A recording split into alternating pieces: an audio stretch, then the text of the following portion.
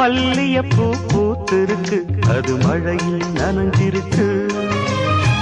வருஷமெல்லாம் காத்திருக்கு, ஒரு வண்டுக்கு தவம் இருக்கு.